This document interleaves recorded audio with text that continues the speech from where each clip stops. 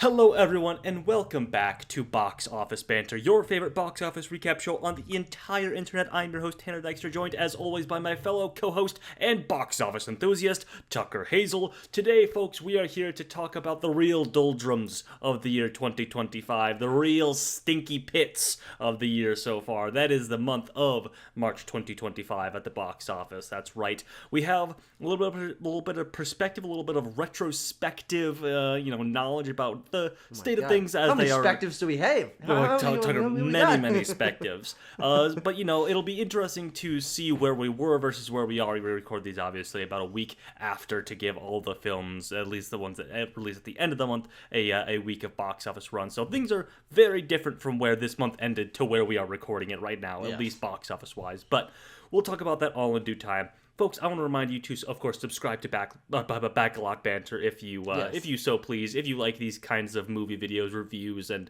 in-depth discussions that we do, go ahead and like this video. Comment down below your thoughts on the month that was March 2025 at the box office. Yeah. And perhaps most importantly, folks, really take this one to heart. We have a Discord server. Okay. Oh, okay. There's a link to join serious. that server. This is we're not messing about right now. This is serious business. I am extending the olive branch to you, YouTube viewer. Whoa.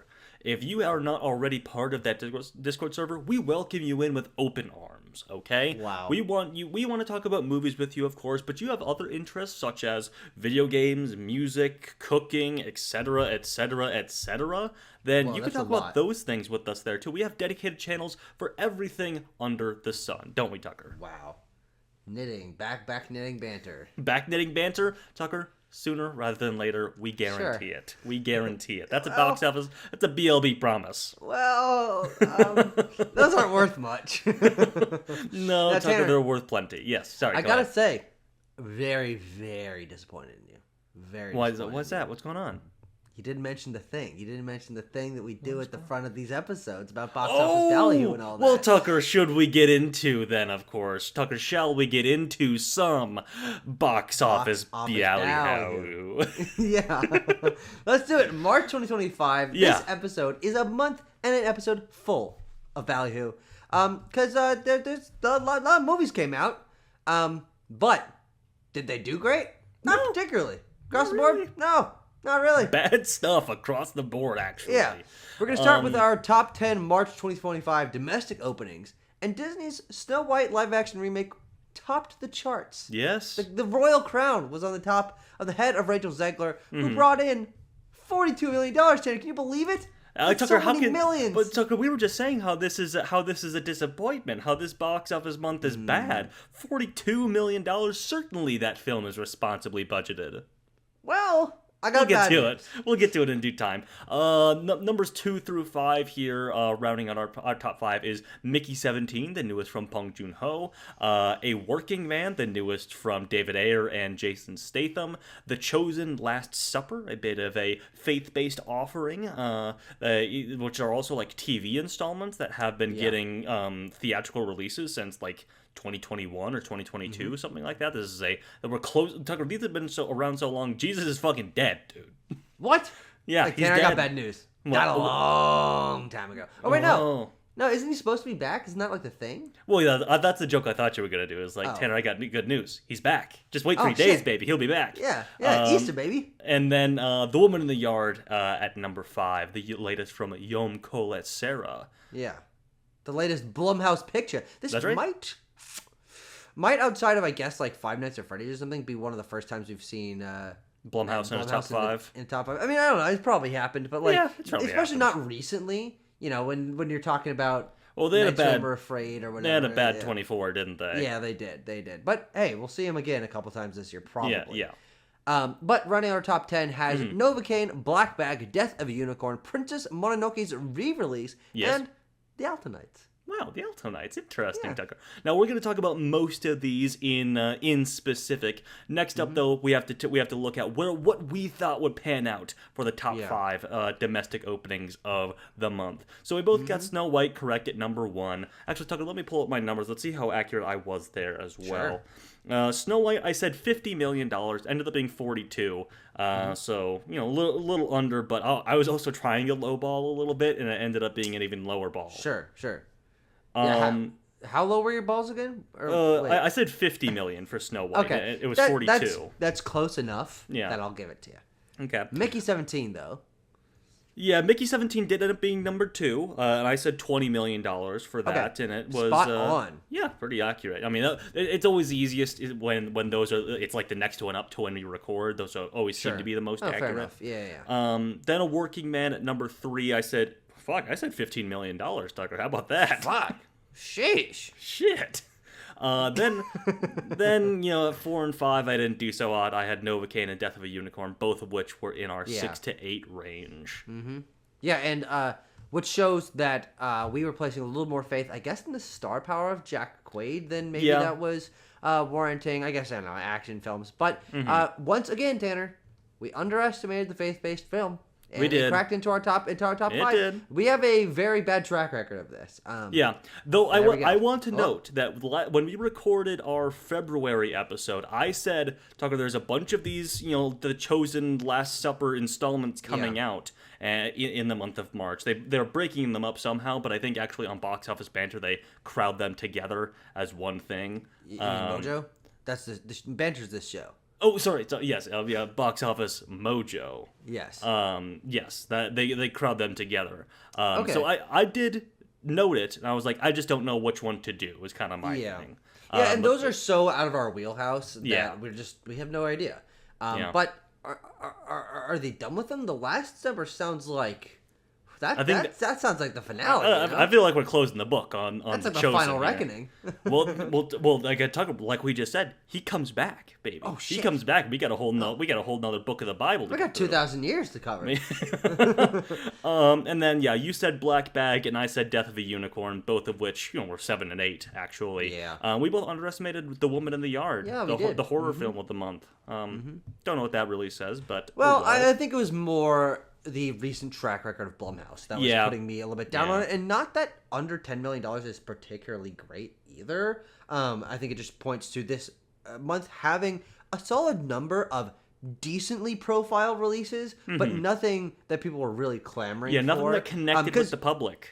Woman in the Yard, Black Bag, and Novocaine are all in a very close range in terms of their opening. Yes. So, it just, they all spoke to a relatively small audience. But if we're going to take a look at how things did in the general sense. Yes. What do people think of these movies? Yeah, the tomato meter and the Cinema Scores. Cinema Score, yeah. A lot of bees, Tanner. The month of bees. Oh, Tucker. I mean, it's spring after all. They're coming back out. They're pollinating. There's so many bees flying around. Sure. Everybody gets a bee. Yeah. Hey, Snow White, Tucker, a beloved film. Everyone loves Snow White, right? It gets the highest cinema score at a B+. That's pretty good, all things considered. Though I think that is probably pretty low for family films, which usually strongly resonate with their audience. You usually would want to see an A of some kind from that kind of movie. But B+ is not... That's probably the best thing this movie has going for it. Yeah, exactly. So, and B+ cinema score, which don't mean shit if you don't get anything else. Yeah. And then, every other film, kind of got a B there. And then if you look down at the tomato meter, Black Bag, hey, shout out, 97% from critics on the tomato meter. That's amazing. Incredible and that is stuff. A great take from the critics there. We got a couple other fresh releases in Novocaine and Mickey 17, and then some rotten apples down there with Working Man, Snow White, and the worst reviewed film that we're talking about here today, the Alto Knights.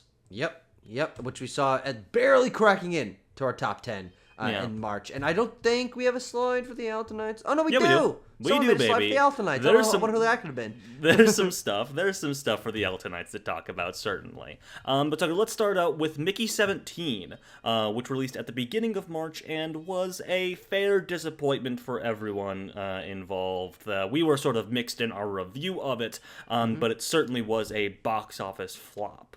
Yes, a flop off at Banter. So opening to $20 million on an over $100 million budget is a bad sign, an even worse sign when the movie kind of just peters out pretty quickly. I think it finally left the top 10 as of this week, meaning that it stuck around for about 3 weeks, but I believe is coming to digital next week. Tucker, today. Have you looked at it at the bottom? The day of recording, VOD, April 8th. Yeah. And this is, of course, also a disappointment in the general sense because Bong Joon-ho, director of Parasite, one of the most iconic and popular films of the recent 10 years, made a lot of money. On its $11 million budget, it grossed $262 million worldwide, was one of the biggest foreign film releases of the last 10 years as well. Yes, of course. And that's what, that popularity and the skill of Bong Joon-ho is what Warner Brothers was banking on. It's like, hey, we'll give you over $100 million, Bong Joon-ho. Make something. And he did. And as we mentioned in our review, it definitely feels like something that he really wanted to make and thought would be cool. But though it made over $120 million globally at the end of the day, that is not enough to recoup your budget. So he will not be getting another $100 million check to make a movie. Yeah, probably not. I mean, his best work came on a $12 million check, basically, from South Korea, also notably. People have also noted that, he comes to America and he makes these, audacious sci-fi things that are a little idiosyncratic and maybe don't connect with the American public, based on his interests and his, his proclivities. But he's got blank checks aplenty if he goes over to South Korea. Yeah, probably. Yeah. Win us another Best Picture, Bong. Yeah, might as well. Hey, fuck it, might as well. An estimated production and marketing budget of $200 million means that Warner Bros. Will likely lose anywhere, they believe, from $70 to $80 million on this release year, which, is not the worst sort of losses that we've talked about on this show, but from Warner Brothers. Yeah, well, from Warner Brothers specifically, but is a good chunk of change and a severe disappointment for something that was maybe looked at as, a original blockbuster potential thing. Not the first blockbuster of the year, of course, with something like Captain America coming out in February, but it would have been a sign of good health if this had performed well. Yeah, and it also just points to the fact that this movie being a little bit stranger and also not based on something that people are already familiar with is really what killed its potential. As we'll talk about this coming month, recognizability is definitely something that is a strong appeal. And this month was kind of lacking that. I mean, I actually really liked a lot of March's movies because they did feel unique and varied. But that didn't put enough butts in seats to justify that. And this is, again, this sort of downward slippery slope of modern Hollywood where it's not like people aren't trying to make things that are a little bit more distinct or unique. They just aren't connecting. And that means that it's harder to then justify giving big budgets to something that isn't a pre-established X thing that people are going to for another particular reason. And to point to, again, Bong's reputation in South Korea, it was the highest post-pandemic box office debut for a Warner Bros. Film in South Korea with $1.7 million. They have a, smaller box office over there, obviously. But, still is a... Smaller country, Tanner. True. Wait, is that true? Hang on. Let me crunch the numbers. Shit. Hang on. Hold One second. Yeah, that checks out. Yep, I did. I counted everybody in the United States and counted everybody in South Korea just in my head. Calculating. Yep, that checks out. Okay. Tucker, anything else to say about Michael 17? I guess Mickey is short for Michael. It's short for Michael, right? Michael Mouse? Michael Rooney? Michael Rooney? I don't like that. Ew. Michael Rourke? Yeah, that sounds a little bit better. Yeah, a little better than let's move on to Novocaine, opening the next week after Mickey 17 at 83% on Rotten Tomatoes, but not too much else to its name. Luckily, though, Tanner, the return of the mid-budget movie. $18 million is actually pretty small budget. $18 million is respectable. Yeah, and it doesn't really feel particularly small budget. I think there's some solid action, solid effects, solid small scale but solid set pieces. So I think that this was a smartly budgeted movie for what it turned out to be. It doesn't really seem like, and it's petering out of box office at this point. Oh, of course. It doesn't really seem like it is going to be a big money maker. But I think especially, I think it'll find a home on VOD for sure, and streaming. And almost doubling its production budget is what you want to see in the theatrical market. Yeah, I mean, this is a solid, first base hit, I would say. Especially thanks to that budget. And, Tucker, far be it from me to disgrace, these smaller filmmakers and these smaller budgeted films. I do have to say that if I can give a small review of Novocaine here, that by the end, that final set piece with the ambulance and everything, I could feel the budget running out because it takes place just clearly like in a warehouse or whatever. That is supposed to be outside at the docks, but I'm just like, it's just a dimly lit warehouse with some things stacked up around it. But anyway, that is besides the point. Tucker, this film was the #1 film in the U.S. Yay! Yeah. During the lowest grossing weekend of the year. Actually, Tanner. Yes. We had 4 different #1 movies in the month of March. Wow, hey. Mickey 17, Novocaine, Snow White, and A Working Man were all that's true. #1 one each in their week. weekend, which is very, very rare. Of course. Because usually there's something that dominates usually the something box that office dominates, and holds over. Yeah, and with a dominant movie, usually the following week is kind of vacant to leave a little bit more space for that second week hold. But Godspeed, I guess, to really A Working Man is the one that was able really to surprised, and take that top spot. But Novocaine, opening domestically under $9 million and being at the top spot, as you mentioned, lowest grossing weekend of the year. Yep. Or for total box office. Yes. It's a stat that Novocaine holds. It is a stat. I have always Novocaine is now on my list that I have going back to 1970 of movies that opened to #1 at the domestic box office, and that is the biggest honor that movie will ever get. Yeah, I always like to note, especially as we've been doing these shows for a couple years now, talking like what the highest grossing and lowest grossing weekends of the year were, and like what came out that week is always interesting to me. And hey, Novocaine came out this week, as did a couple others that we're going to talk about, and was #1. It is a Paramount film, or at least Paramount distributed in the U.S., and it is part of their limited 2025 film slate. There's only 8 films that they are going to release in this calendar year. So far, of course, they might add something later in the year, but Paramount is in the midst of, or I guess have finalized a deal to be sold to Skydance, I guess technically. But I guess are a little bit closing ranks a little bit as this deal is rounded out. Yeah. So not a lot of Paramount movies that we'll see this year, and Novocaine is one of them. Yeah, but hopefully they are able to bounce back once sort of the high-level stuff that supports all these films is finalized, because Paramount is one of the big studios, and them having a very small and limited slate of films this year is what is partially contributing to a smaller box office. But, hey, Tanner?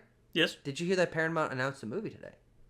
What did they announce? Oh, yes, I did. The Angry Birds movie 3. Angry Birds 3. They are distributing Angry Birds 3. The last 2 were at Sony, I believe, but we've now picked up the slack. So we're not going to talk about this in the headlines. But do you know why Paramount has it?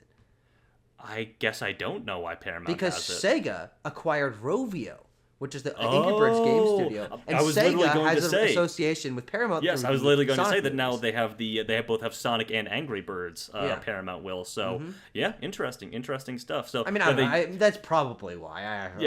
I would have to assume as well. Yeah. But thank you, Tucker, for that video game insight as well. It comes in handy. It comes in handy, especially we'll talk about it in the April episode for sure.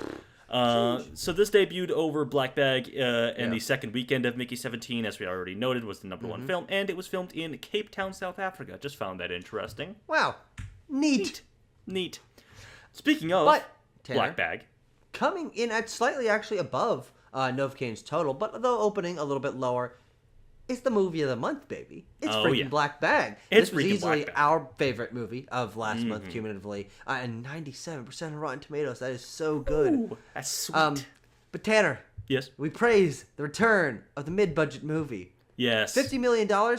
Way too high of a budget for Black Bag. I'm sorry. Well, I'm sorry. Tucker, when you're making a great movie, can you really put a dollar sign on that? Time for me to pull out the Zack Snyder doesn't matter the movie got made thing, but we are wearing our business hats in these shows, aren't we? So I guess fair point, but also, Tucker, I would blame I don't know, the audience, or more accurately, the marketing of Focus Features to not getting people out to go see this. Though, it does have, it's not exactly a crowd-pleasing sort of thing. Like, you have folks like Michael Fassbender and Cate Blanchett who are not popcorn blockbuster movie stars. No, yeah, they're recognizable. They're recognizable names, but they're not, they're in their 40s or in their 50s or so, so, they're not what the young folks want to go out and see, though they should see this movie because it's quite good.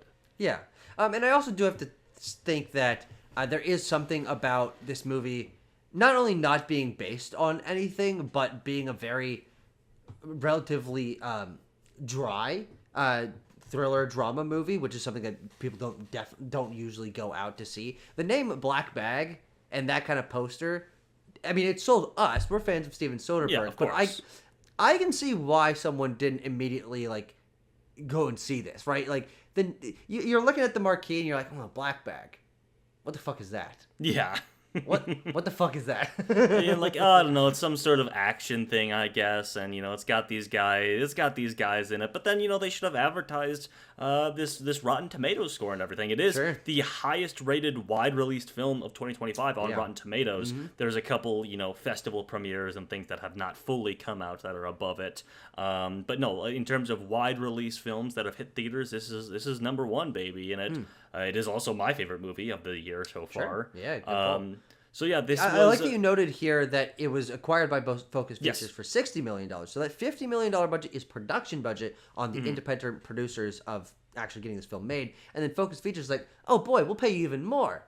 Yeah. And then that means they leave even more. It's all in Focus Features because they not only acquired the rights to it, but then had to distribute and promote the film. Right. So they're in the hole with old Steven Soderbergh. That's right. They are. And it is I noted here at the bottom, I brought up the stars of the film, Blanchett and Fassbender. It is both of their highest grossing films since 2019. Interesting. They've been in some more awards fair, and Michael Fassbender just recently came back from an acting hiatus. He was too busy being a race car driver in Germany or whatever. Yeah, sure, buddy. And then, Cate Blanchett, has been in some higher profile films, but they were things like Don't Look Up, which went straight to streaming, or Borderlands, which is a massive flop, of course. She hasn't had a film this big or bigger since actually 2019's How to Train Your Dragon 3. Yeah, which okay. I was about to say, this outgrossed Borderlands. Yes, it did. Yeah, of course. Though currently not by very much. Borderlands at $33 million, but still, obviously, this is mostly a besmirch towards the box office performance of Borderlands than anything. Of course. But that blew my mind when you said that. I'm like, oh yeah, she was in Borderlands, and that movie lost a lot of money. Should we talk about the number one of the movie of the month, Snow White? We talk about our favorite. Let's talk about the highest grossing. Number one movie in the world. That's right, Snow White. Disney's Snow White. At a total so far of $168 million, and will continue to tick up a little bit further, but it's counting, and counting. But it has a budget of $250 million, which is insanity. If you have seen the film, it does not look like it cost $250 million. Disney spent an estimated $70 million on marketing for Snow White as well. And I've also heard rumors and things that the budget might be even higher than $250. Yeah. Though at a certain point, it's all in the black, all in the red. Which one's good? Ultimately, what's it gonna matter, Yeah. And this is just a downward slope of something that also, to be fair, budget increased by this being something that was delayed a bunch for pandemic purposes, and they had to continue to push it down the line to do reshoots and post-production and things. So it really was a sort of big steamroll-y crapshoot of a production that ends up with an inflated budget. Yeah, I mean, this was sort of a hellish production. I noted some things here. Oh yeah, right here. Disney was unhappy with the original cut delivered to them in March 2024, so about a year ago, and ordered reshoots in June, which, will always balloon out your budget. And then, there's probably further re-edits because this film does feel a little bit mess narratively with things that are in play and ideas that it had about possible story routes and subplots and stuff like that. Yeah. So yeah, and I mean, we should also note, of course, Tucker, the culture war that surrounded Disney's Snow White. Yeah, Unfortunately, definitely. that was a factor of its reception. If you want to look at something on this page, your eye is maybe drawn to the 1.6 IMDb score. It is That's currently insane. the lowest rated film of all time on IMDb. What? Yes. Okay, that's stupid. Yes. I mean, well, that is much more reflective of culture war and review bombing than it is anything. Because you don't like this movie. It is not the worst movie ever made. Tucker, no fucking way. Tucker, it's not even the worst movie that came out this year. Tucker, it's probably not even top or bottom 5 worst movies that I've seen this year. Yeah. Anyway, so yeah, I mean, this film was a victim of that, and I guess it was hard to pull out of that camp and that that mudslinging match, though.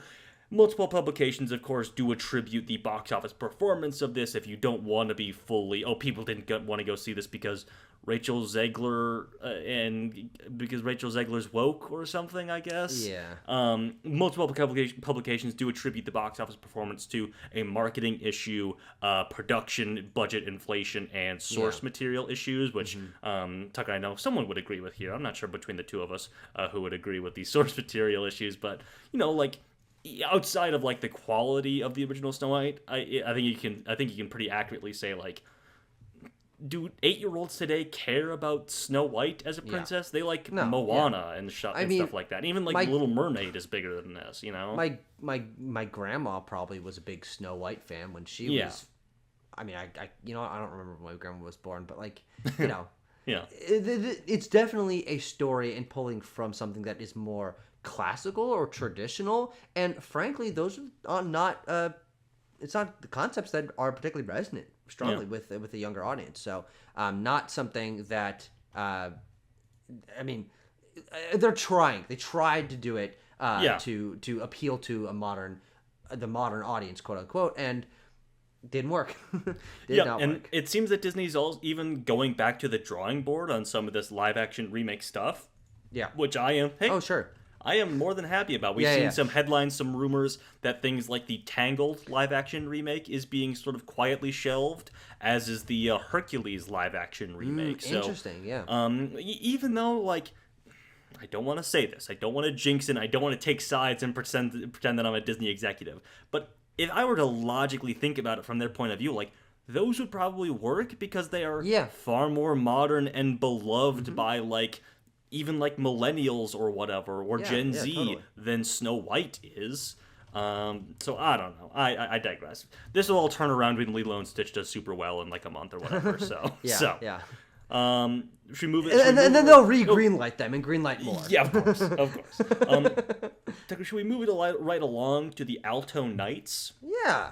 The film that quietly debuted alongside Snow White this weekend of March 21st to an opening of $3.1 million, one of the lowest ever openings for a major studio release. That's amazing. It has yet to crack $10 million worldwide at the box office, and I don't have it on here, but thankfully, Tucker, you sent it over to us in our group chat, our friends group chat.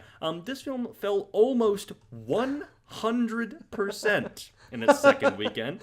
It fell 94. Third weekend. The third weekend. Sorry, my mistake. Yeah. It fell 94% in its third weekend. Holy shit! I mean, I can't even believe that. It's nuts. It's insane. I did note some opening weekend demographics, and they're what you expect: 77% over the age of 35, 58% male. I mean, this is purely a Robert De Niro vehicle here. I mean, I guess Barry Levinson could be a name to people of a certain age, but it's been a long time since he's directed a film. Certainly not movie-going audience. Exactly. I mean, Barry Levinson hasn't been relevant for 30 years in terms of a popular film. Yeah. It's cool that he's able to pinch another loaf out, but I mean, the movie's not good. I suppose you're technically right. But Tucker, in terms of how this loaf was baked, if I can take the loaf metaphor and sort of to flip it over, is that this was reportedly greenlit at $45 million, mind you. Oh my god. As a favor from Warner Brothers Discovery CEO David Zaslav to his friend and producer of this film, Irwin Winkler. Oh, okay. Yeah. As a favor, they're longtime friends, apparently, Irwin Winkler and Levinson, and I forget the writer of the movie / the book that this is based on, but he's the writer of it is the writer of like Goodfellas. And stuff like that. So but even writers of great movies make not great movies. So. Yeah, no, and he's also an older guy. This is really kind of an ode to like, all these guys who were great, back in like the 80s and 90s. Do they still have the juice? Yeah. Maybe not. Yeah, and we've seen a couple of those, and 39% on Rotten Tomatoes, B Cinema score. Whatever, just kind of an unadulterated failure. And just another thing to note in Warner Brothers' ledger for this year, as they continue to rack up some L's and really need to turn things around this summer. Yeah. Whoa. Hello, child. Hello. You want to come in here, or are you going to stay out there? I'm going to lock her out. Are you upset about the box office performance of the Alto Knights? She's very upset about the performance of the Alto Knights. She's a big fan of Levinson. She's a big Levinson guy, yeah. Yeah, she loves, Good Morning Vietnam. She's a big fan. Sure. Rain Man. That's him, right? Rain Man? Barry Levinson, yeah. Yeah, there you go. Okay.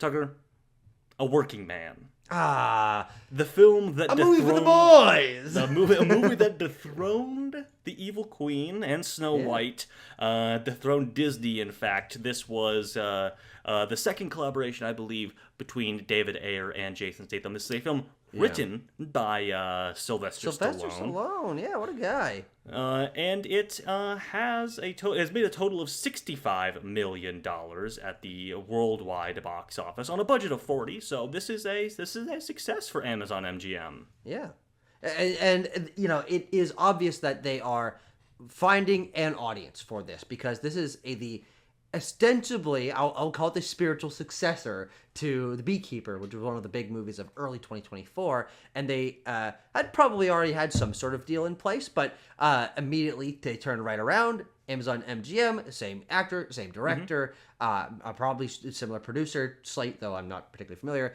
and they're like, let's do it. Let's do another one. And it's paying off for them. I mean, this movie only had a $40 million budget, and we're about a week and a half in. It has already made $65 million, and so it will certainly be doubling that. Though, and then given where and how the popularity of The Beekeeper was able to be sustained by that premium video on demand and streaming audience, it's going to be big on there as well. Yes, certainly.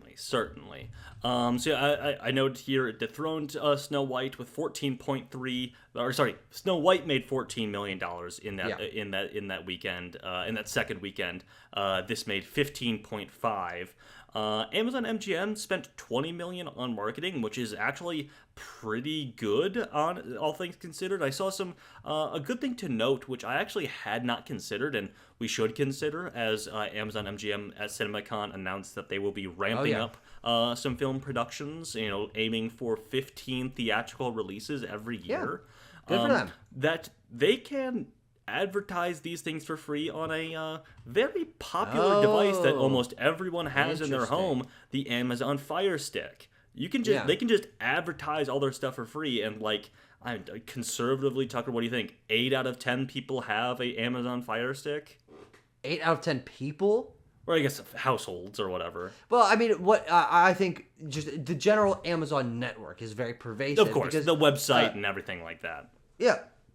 And people are just using those services quite a bit. And another piece of marketing that, again, all this stuff we can use giant air quotes and say that it's free. Any part of the company is paying another part of the company to produce it. But it's all in-house. And so another thing is they can put, I don't know if they did, but they can put marketing on packaging. Yes, so when you get a fucking Amazon box and it says, go see A Working Man in theaters March 28th, you're like, might.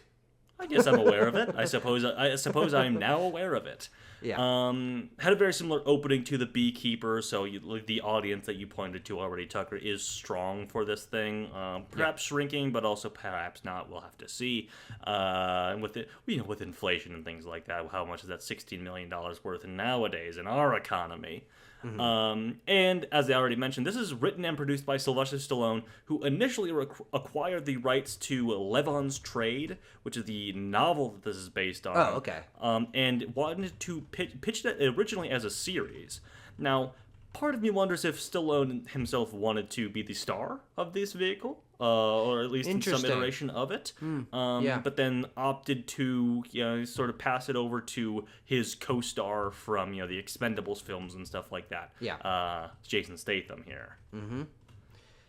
That it turned out, and it's gonna make them some money. And I would not be surprised if we hear within the next couple months that David Ayer and Jason Statham, and maybe also Sylvester Stallone, are working on another movie together. There is a series of these novels, apparently. So like so there could be sequels. There's actual sequels. Oh fuck, to Working Man. Yeah. And as we've been talking about this, I have been typing up a slide for The Woman in the Yard because I wanted to make sure that we talked about this. Because Tanner, yes, this movie, 45% of Rotten Tomatoes, C- cinema score. All of our B's are out the window. Yeah, so not everything is a B. The Woman in the Yard is apparently the worst movie of the month, Tanner. Apparently, I mean, I disagree. In a month with Snow White, Alto Knights, and A Working Man, The Woman in the Yard is the one that people hated. I guess so. What the fuck is wrong with you? Just people in general, and frankly, also critics. 45% on Rotten Tomatoes. Yeah, I think The Woman in the Yard is excellent. I think it's quite good, actually. Probably I would contend this second best movie that I saw this month. I think, unless I'm forgetting something. But no, like I guess if you're the cinema score thing that we often bring up is like, especially if it leaves you on a bad note or a good note walking out of the theater. Sure. And both of us can admit that the ending of The Woman in the Yard is a little bit confusing at best. It's cryptic, it's confusing, it gets a little high-minded, perhaps, outgrows its britches a little bit. But yeah, that's it there. So this was a Blacklist script. That's pretty interesting. Because I think the script for this is pretty interesting. Yeah, that's definitely what we tight. praised. Exactly. Quite a bit for it is how natural the dialogue was, and so you can understand why someone would gravitate towards it. And giving credit where credit is due, again, Blumhouse. Very good at budgeting. $12 million budget is already made 17, and it's only been out for a little over a week. I mean, I don't think it's going to be making a massive amount more, but it's probably going to end up being profitable for them, which is a testament to this being a very simple, single location horror film, very limited cast, especially Danielle Deadwyler being the biggest name, but not being probably a name that's bringing in a massive amount of that budget. I don't think she's charging a particularly large amount. And so it's going to be profitable, which is not something we can say about many movies this month. Exactly. And I actually think The Working Man's the only one that'll be comfortably profitable. Because it's certainly not the Alto Knights, certainly not Snow White, certainly not Black Bag. Novocaine be noted. Oh, that's true.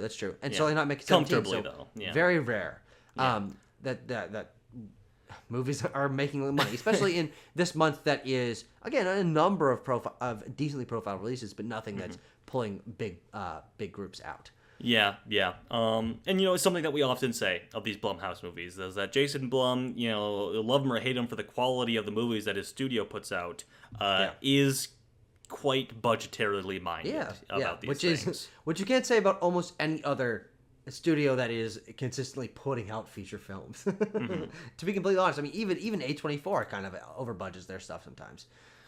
Yeah. And I also want to mention, as I said here, this movie was only announced a year ago, and it was actually scheduled for less than a year after it was initially revealed to the public. I remember us. We're coming off of seeing Danielle Deadwyler and Till, and her not getting an Oscar nomination, and thinking she was fantastic in that movie, and being like, oh, she's working with the Black Adam director, the Jungle Cruise director, and Jason Blum. Oh, but I think to all of their credits, seems to be decently paying off for them. But it boosted our faith a little bit in Yom Kawasera and Jason Blum of like, okay, Yeah. this was a little bit better than we expected. It's Yom going back to stuff like Orphan or whatever, like what he kind of made his bones on, what he should kind of do instead of his making best movies are his horror movies. Absolutely. Exactly. As long as he's not in like the Disney or comic book movie machine, he's making good stuff. Hell, Tucker, I even like Carry On last year. Oh yeah, that was him. Yeah, that was him. Yeah, very, very interesting. But let's take a look back at the movies that came out in Cast our minds February. back. Yes. Very limited slate that we're looking at here. 4 movies that we're going to be looking back on. Heart Eyes, which opened at the beginning of the month, was our sort of Valentine's Day movie. Didn't bring in much more. Makes sense. Very much centered around that holiday. Went up from 31 in week 4 to 33 in week 7. Captain America: Brave New World topped out, and it's closing out its theatrical run. Yeah, I just saw it's heading to streaming here in a week or two. So yeah, it's tapped out. And as of right now, it's probably going to spend its last week in the top 10 before a couple more movies come out. This week it's at number 10 right now. Yeah. And so 410 going up about 60, 70 million from week 3 to week 6. Definitely a box office disappointment. Also another movie, much like Snow White, Disney very bad at budgeting their movies and letting them sort of snowball. Tucker, what did this? They said it cost like 180 though, didn't they? That's what they said. Yeah, because I remember being like, I don't know if I believe them on that number, but they stuck to it, and I have not seen a lot of people being like, oh, actually, it cost 250 or 280 million dollars. Even though that's what you expect. Quick Google search, you're right. 180 was the reported budget. I don't know if this source is necessarily worth much. The Hot Mic podcast or something probably says the budget was in the range of 300 million, and the people that wrote the MCU Reign of Marvel Studios book say their sources pegged the movie at costing close to $380 million. See, that sounds more right, but. We go with the Wikipedia budget for everything else, and then just kind of like throw out some questions. Because let's remember that they did like reshoot basically that entire movie, I just don't buy the 180 number. I just don't believe you. Anyway, Tucker, Paddington in Peru continued to clean up after we talked about it, and nearing almost $200 million at the worldwide box office for the little bear that could. And then the monkey made another like $25 million basically. Obviously not the biggest movie of that month, but one of the buzziest and kept people coming back to it. That movie is done in theaters, but very, very respectable and a good turnout for the general audience's second approach to Austin Perkins. This is very, very good for him. Yes. Tucker, let's take a look back. Let's compare the films that came out in March 2025 versus the films of March 24 and 23, for that matter. Pretty close in output, actually. We have an average of 5.6 versus 5.7. Things like Dune Part 2. Hey, remember that when that came out last year? That was nice. Wasn't that nice? And really dragging up that average, and then something that we both really liked in Love Lies Bleeding coming out. And like we mentioned, this month, the only thing we were both really passionate about was Black Bag. We were divided on Mickey 17 and on things like Novocaine, and then we're pretty mixed to low on Snow White, and really didn't like A Working Man. So definitely, very few saving graces. Though we did put Woman in the Yard on here. That was definitely something that we liked a lot more than these ones on the bottom, especially. And it's interesting then to look back at 2023 that I think, compared to 25 and 24, was a much more like rich month of bigger stuff. Creed, John Wick, Scream, and Shazam, obviously that's a little bit lower one, but those 3 movies coming back to back right into Mario. 2023, March 2023 was actually a lot of fun. I remember having a good time continually going back to theaters and liking a lot of those movies. They were successful movies, and we can sort of track how successful they were with our next slide here. Our monthly domestic box office 2023 versus 2024 versus, I should put on there, sorry, I didn't change the title of it, versus 2024. 2025. We Oh, have yeah. 3 lines running here now, a yellow, a green, and a red. That red line is obviously 2025, and we can see how we are trending. How red it is. How red it is. We are, we needed the bounce back, and we have one, of course. We'll talk about a Minecraft movie next time around, and the big, the boost of adrenaline it was basically for the box office. But the last 2 years, Tucker, March was a rebound year coming out of rebound month rather, coming out of Dumpuary. It was kind of like a Xanax that the box office popped. I mean, actually looking at this, other than February 24, which was one of the months that most strongly reflected the delays because of the strikes. Yes. This is the second lowest month that we've seen so far in the last 3 years. I'm just eyeballing it. Yeah, you can see eyeballing February's it, a little lower. That's definitely lower than April or October. Just not a lot of interest in any particular movie this month. And the movie that was supposed to be the boosting factor and could have probably put it over 500 million would have been Snow White if it had turned out and had a couple of solid big opening and then a solid hold. Neither of those turned out for Snow White, which definitely is what caused it to tank. You can kind of see where everyone else was trying to be the counter programming to Snow White. Yeah, for sure. And which meant that no one else was really putting out major things. Other than, I guess, Mickey 17 was probably aimed for that. But again, another one that just underperformed. So we're looking at the dominoes not actually falling. Or, I don't know what the metaphor is. But the big budget attempts were made in early March and mid-March, and neither of them panned out. Yeah. Okay, Tucker, let's talk headlines here. We got a marathon of headlines to get through because, of course, Comic-Con was this month, CinemaCon was this month. And I pulled out the biggest headlines here, and obviously there were huge movie headlines before and after. So, starting off, Tucker, our beloved Saw 11 has reportedly been canceled at Lionsgate. The Strangers Chapter 2 takes its date that was still set for this year, September 26th. A movie that was supposed to come out last year. Yes, the third installment was also supposed to come out last year. Or potentially probably at early the end of the year. day, smarter that they didn't all release back to back to back. So I would have liked to see it. Though, that movie made money and did solid numbers for when did that? I think that was September last year as well, if I remember right. right. A summer movie? No. The Stranger Was it Chapter August? Was a summer movie. No, it was like June. Was it June? Wait, hold on. I just remember it did good business whenever it came out. The Strangers Chapter. The Strangers. No, not the Stranger movie. The Strangers Chapter 1. The Strangers Chapter 1. Yes. Released. Yes. I'm waiting with on bated breath. May 2024. Oh, that's right. May. Okay. I remember it was a... Because I was in Roma. Yes, I remember it was a down month for the box office. So I was like, is it like August? But no, it was that May of last year that was kind of where everyone was this month, basically being like, oh shit, all right, movies are over, shut it all down, no one's going to the theaters.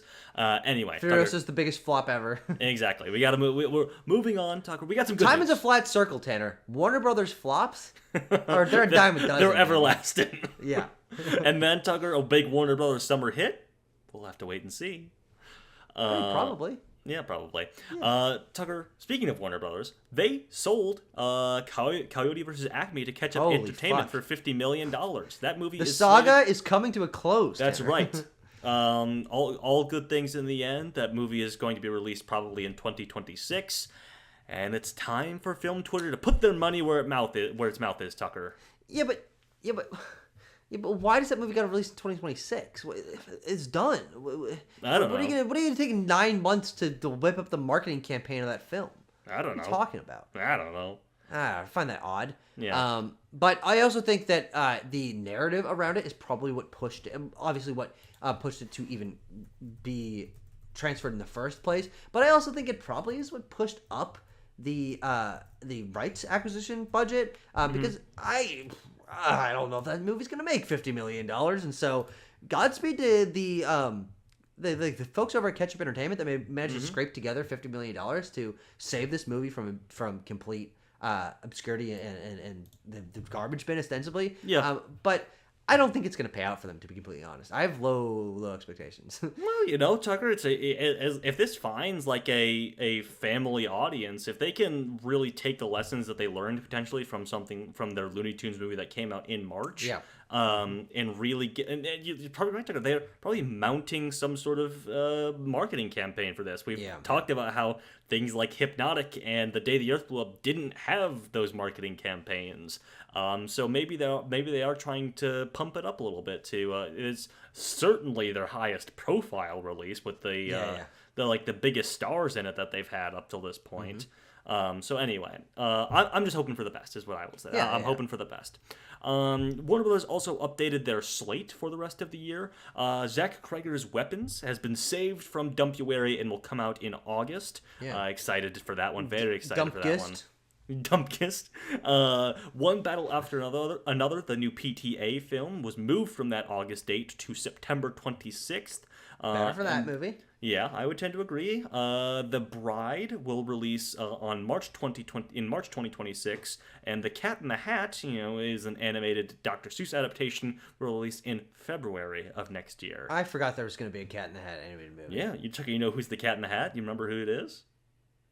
No. It's fucking Bill Hader, baby. Bill Hader's the Cat in the Hat. Sure, the voice. Yeah. Yeah, the voice of. Yeah, cause I'm just remembering Mike Myers. Of course. Who doesn't? Who doesn't remember Mike Myers as the Cat in the Hat? Yeah. Disney has acquired the rights to Martin Scorsese's Hawaiian gangster film. The one that stars The Rock. I mean, honest to God, what is Disney doing acquiring the rights to this movie? What do you mean? What Tanner? In your mind, what would be the latest Disney film to reflect this kind of acquisition?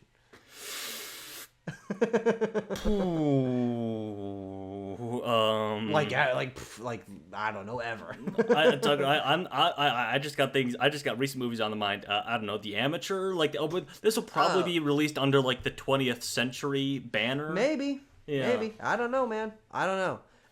But that is going to be a really interesting one to follow. Does, of course, throw a little bit of a wrench in the lineup that we thought we were going to get from Martin Scorsese, who was producing a film about Jesus that seems to have had a little bit of a complicated production. And then also, wasn't there a biopic? Is he going Frank Sinatra? But then the Sinatra estate would not sign off on the script that he had. Yeah. So he has just a number of these things that are potentially happening. Big budget, small budget.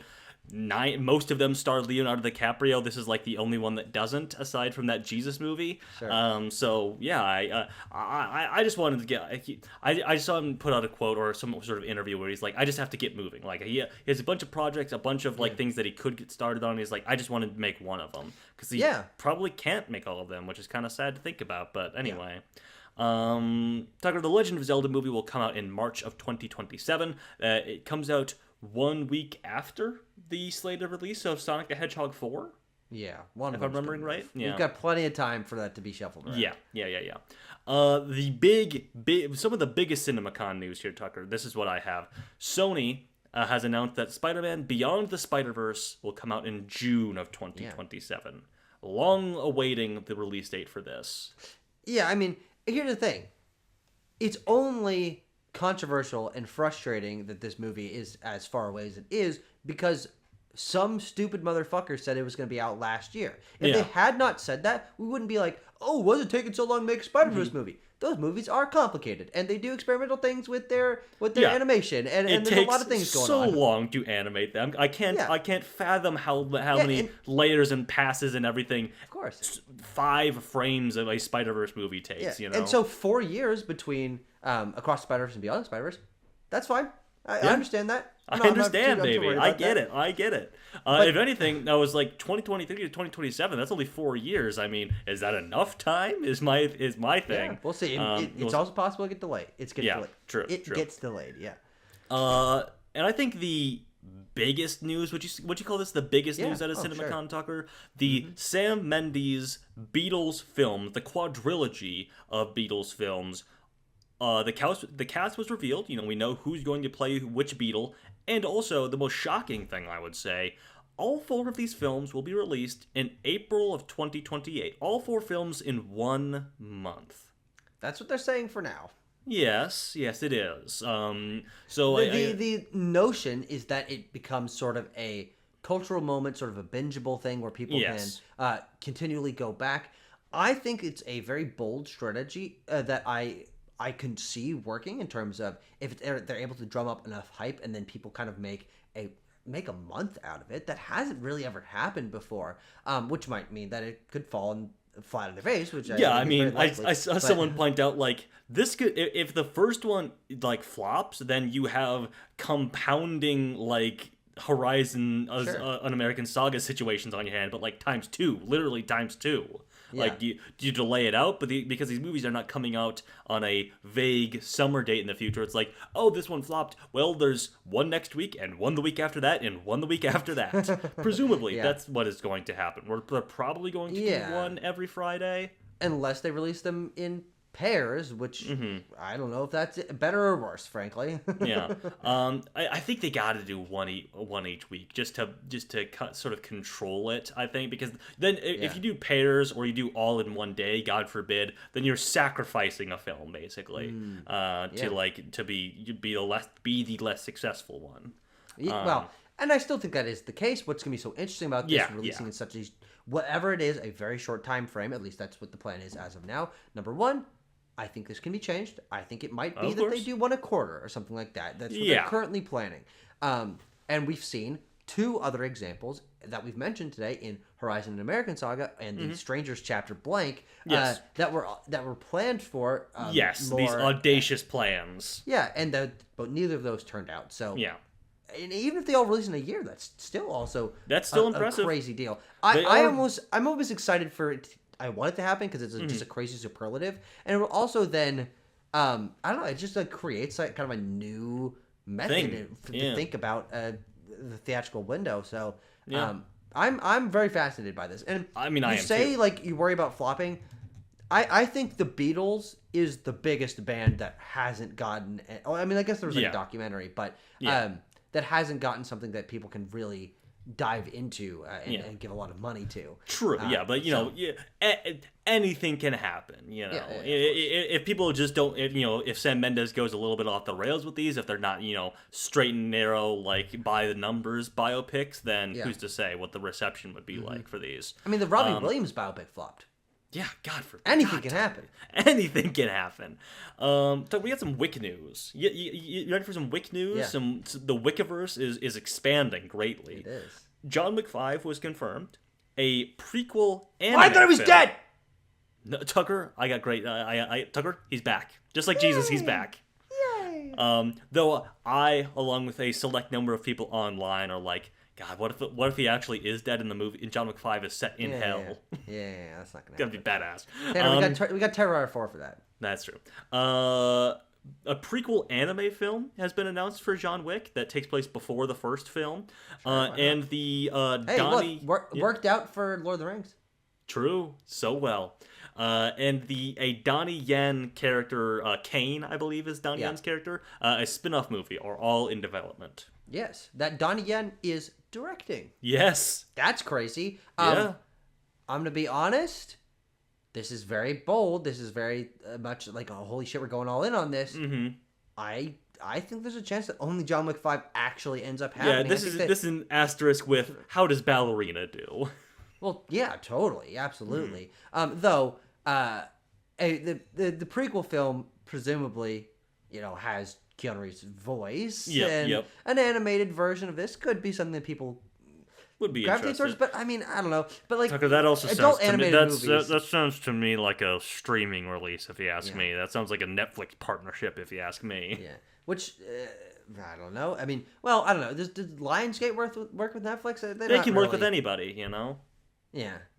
But it'll be really cool if these happen. The John Wick series, I think, has only gotten better. I am interested in Ballerina, though. The trailer hasn't really gotten me particularly excited for it. But and also apparently, the director's returning for John Wick 5. Stahelski. Oh, Stahelski. Okay, good. Yeah. Hey, Chad, where's that Ghost of Tsushima movie, buddy? Hey, it's coming. Don't worry about it. Don't worry. And it'll also be interesting to see how close together all these movies release. Different time scales, different scopes for each of these projects. So it could be that they come out like one a year, but only time will tell. Yeah. Some of the most perplexing news of the month was that David Fincher is directing a sequel to Once Upon a Time in Hollywood for Netflix. How involved is Tarantino in this? Tarantino wrote the script. What the fuck? Yeah. Okay, Tanner, he's finding the loophole. He's finding a loophole to make more movies. This is what everyone is saying, is that he is finding a loophole for his 10th movie. I listened to my good friend and idol Sean Fennessy from the Big Picture podcast, who is very tapped into people, to this stuff and has sources on the inside, or so as he says, and apparently the script for this, which is a film that follows the adventures of Cliff Booth, Brad Pitt's character from Once Upon a Time in Hollywood, was written by Tarantino and kind of was what the movie critic was supposed to be, and it kind of just turned into this Cliff Booth movie that is not like a sequel to Once Upon a Time in Hollywood. It's set like 10 years later, and it really only like Leo's not coming back. It's like another adventure starring Cliff Booth / Brad Pitt. Did you just say Leo's not coming back? Leo's not coming back. But did this character die in the movie? I can't find him. No. He's just not coming back because... It is only Brad Pitt. It is basically a spin-off that is set 10 years later that is the further adventures of Cliff Booth.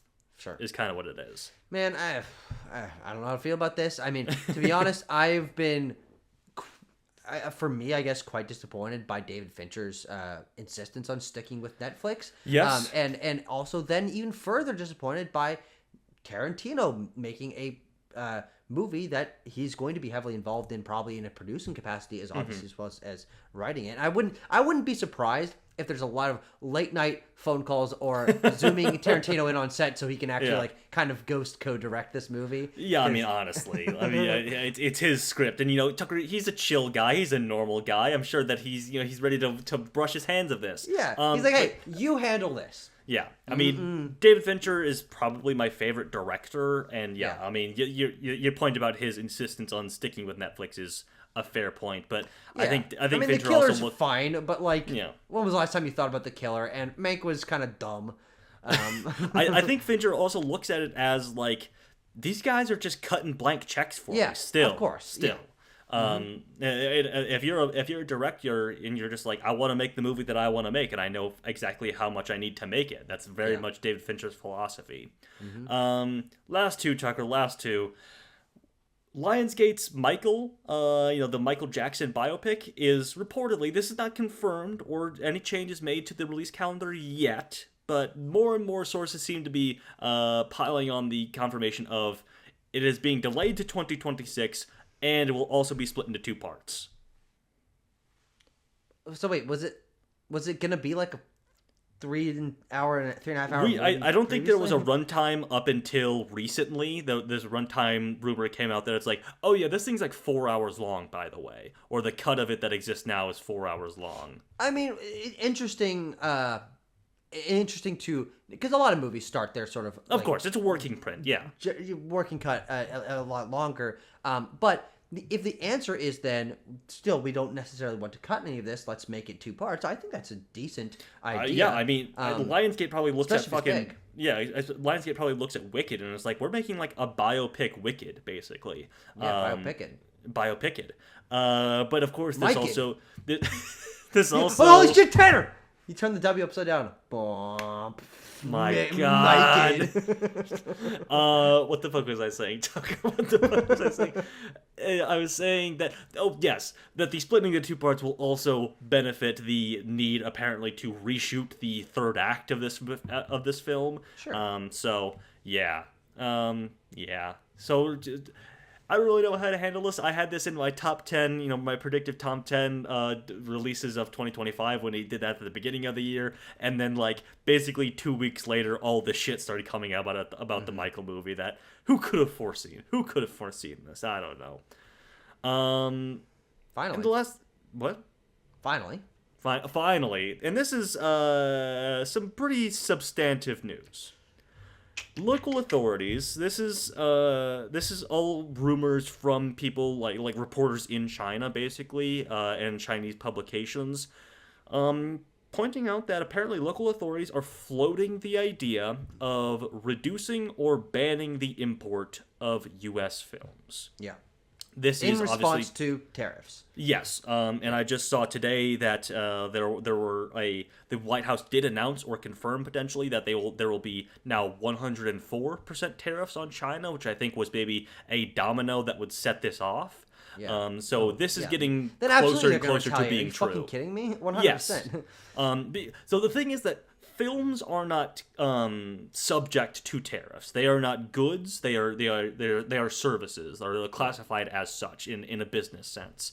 So this is purely like a fuck you to American business and American industry, and closing the gates culturally even, which is a consequence of the of the political sphere right now. Yeah, 100%. And the interesting thing is that this isn't as damaging as it would have been if this had happened a while ago, because the American import of movies to China was already severely reduced for 2021 and 22, and I believe 23 as well. I actually can't really remember massive American movies doing massive numbers in China over the course of the last couple of years. So it's not like this is going to take a massive chunk away, like it would have if this had happened in 2019 or something like that. But it's still a lot of movies. A lot of big movies make a lot of money in China. It is. China is the second biggest box office, looking in to be the first biggest box office territory in the world. This is going to be, if this happens, pretty destructive to many studios' output, especially for big films that are looking to get that Chinese distribution and boost.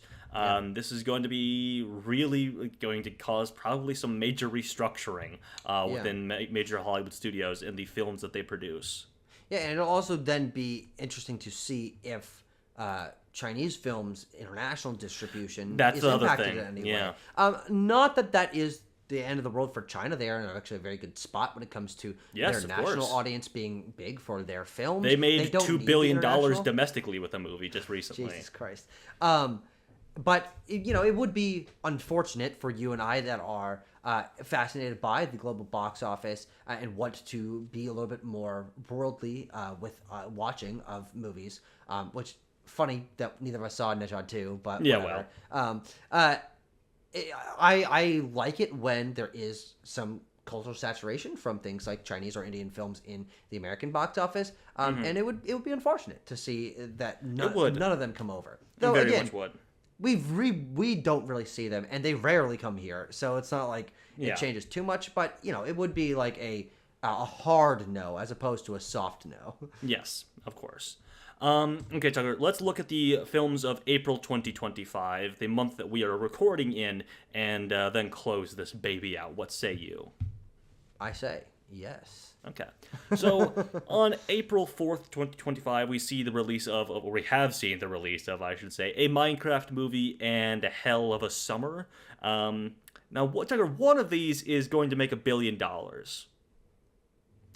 I'll play my bets, but I won't combined, tell you that. Tucker, I'd say even combined they'll make $1 billion. Sure. I'm just joking around, of course. Let's see. April 11th is going to be the release of The Amateur, Drop, and Warfare. Oh, and King of Kings, I should note. That's an Angel Studios film. Let's see here. Then April 18th, we have Sinners and Until Dawn. No. Just Sinners. Yeah. Sorry.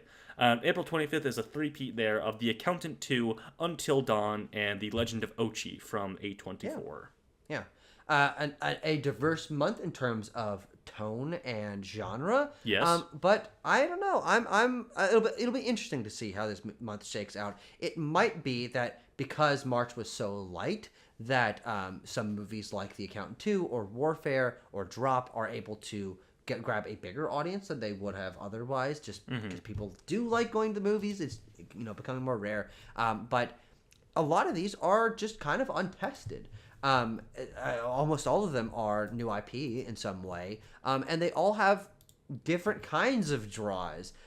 We've got 2 horror films releasing. We've got a big new IP in Sinners. The Accountant 2 is a interesting legacy sequel that has a lot of question marks floating around it. And Warfare could end up being big as ostensibly the spiritual successor to Civil War from last year, but we just don't know for any of this. And so a lot of question marks on the table here for April 2025. It could either be big or it could just really, all this could flop. Yeah, that's a fair point. Well, yeah, aside from the film that we've already seen the release of course. That's why I didn't mention a Minecraft movie. Yeah, fair point. That's a fair point. So Tucker, we've been dancing around it the whole time. The Minecraft movie already came out, but I will say that when I put my predictions in earlier, before the release of the film, I said it would make $100 million. We obviously both have it at number 1 on our predictions. Yeah. But before it came out, I had put it tentatively at a number 1 spot. I now feel very confident in that. Yeah, for sure. Oh, you mean after the fact?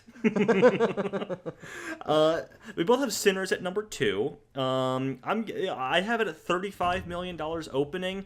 I can kind of be of two minds about this. I can be the optimist where I'm like, it's reviewing very well. I've been seeing a lot of marketing for it. I think it'll do well. And I can also be I don't know, original IP. Are people going to be in for this? It feels like something that could be a flop or a disappointment. Yeah, could fall flat. Absolutely. And be another nail in the coffin. That maybe these vampires can't break out of for like original Hollywood filmmaking. Sure. I am kind of two minds about it in that way. Let's talk about number 3, Sucker. Number 3. What's your Sinners prediction, by the way? You have a 35. 35. Yeah, 35, sure. I'm pretty solid. I'm pretty sure this movie is respectably budgeted. At least. Yeah, it's probably around 100 if I had to guess, maybe less. Tucker, tell me about what we have different number 3s. I have The Accountant, which you also have, but you have Warfare at number 3. Tell me about Warfare at number 3. I mean, I just think that we're in a fascinating political climate right now, and that might mean that it drives people away from seeing a film that is very explicitly about a modern war. But I think it's going to be the opposite. I think that this is something that, especially in the current political climate, that is leaning more conservative and I guess leaning towards respect the troops and things like that are things that not a lot of movies have appealed to. I think this movie it'll be big. I mean, we saw Civil War last year, obviously, be very successful, and so I'm very much leaning on that in terms of precedent. But also, it isn't a movie that I think has received very much pre-release buzz, but I also think it's the kind of movie that once that the people that are going to be its biggest audience aren't the kind of people that are pre-ordering tickets, that are talking about movies online necessarily. It's going to be very much a middle America sort of thing. And so I think it's going to be a big deal. That's fair. I think this will be a typical like sub 10 debut from an A24 film is kind of what possible. I think. Like, kind of what I'm feeling here. Yeah. Tucker, I'm looking and I'm thinking. I'm thinking and I'm looking. And I'm going to keep The Accountant 2 at my third slot. Sure. I just think that I'm looking at something like The Beekeeper and Working Man, where I'm like, totally. These things open similarly. I'm saying around the same debut for The Accountant 2. Ben Affleck is still a star. John Bernthal is a star in his own right, being a sort of like Marvel actor in the TV sphere. Yeah. I'm saying $25 million for The Accountant 2. Okay. Wait, that's way bigger than a Working Man. Well, I mean the Accountant in 2016 opened to $24 million. Okay. Sure. Though I'm herming and hawing about that in my number 4. Do you have any thoughts on The Accountant 2? You have it at your number 4. No, I think it's just decently safe, and it's something that I think will draw out an audience a lot bigger than some of the other things like Until Dawn, which I don't think anyone's really talking about, and The Amateur, which is a movie that is just, I don't know what kind of audience it's supposed to appeal to. So, and those are the only other things that like could sneak into this. So, I just have more faith in Ben Affleck, frankly, as a vehicle. And again, known quantity. I mean, The Accountant is a movie that I think has gained a lot of its popularity over time as something that's popular on streaming and VOD. It'll be interesting to see if it's able to pull out some sort of audience, but it's I don't know. I go with safer picks here, which is interesting because I have Warfare at number 3, but we'll see. Tucker, I have King of Kings at number 4. Can I tell you a little something? Can I tell you a little factoid about King of Kings? It has made nearly $8 million in pre-sales. Okay. And those might technically count for opening weekend? Yeah, those do count for opening weekend. Okay. But we're talking like an opening weekend that's like a week long. What are you talking about? It's Tuesday right now. Right. Well, no, the movie isn't out yet. No, I know, but like, if you're saying pre-sales, not Thursday night preview numbers. That's what I was exactly. Well, sorry, my bad. Preview numbers also count towards opening weekend. Yeah. But no, pre-sales, like people reserving their tickets for opening weekend. It has made $8 million doing that so far, which is why I was really considering putting it at number 3, because I think, Tucker, this will probably be the closest Angel Studios gets to a Sound of Freedom situation. They are running a similar sort of gimmick thing for this, if you want to say that. What they're calling it Kids Go Free, where if you buy an adult ticket to this, if you have a child, the child gets in for free. You don't need to buy a ticket for your kid. Interesting. That's smart. Yeah. Yeah. So I am really considering swapping 3 and 4 here. I think that this thing could do like $20 million opening weekend. So that's what I will. I'll go a little under just in case that doesn't happen. I'll say 15. I'll say $15. Sure. 15 million opening weekend. If it doubles its pre-sales. And you're gonna swap 3 and 4? No, because I said the accountant too would make. You know, fuck it, Tucker. I'm gonna do it. I'm gonna fucking do it right now. We're hot swap. We're calling it in. And look, I mean, now that what you've told me, I think that is a very safe top 5 prediction. I think probably Drop will make $7 million, and so we're already at me being wrong on one of ours.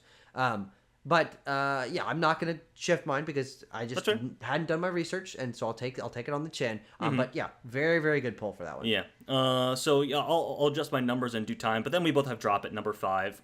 Seems like a solid thriller thing that is receiving decent reviews. I think it'll be a fine 10, maybe less than $10 million opening. Yep. But that brings us to a close for March and looking into April of 2025.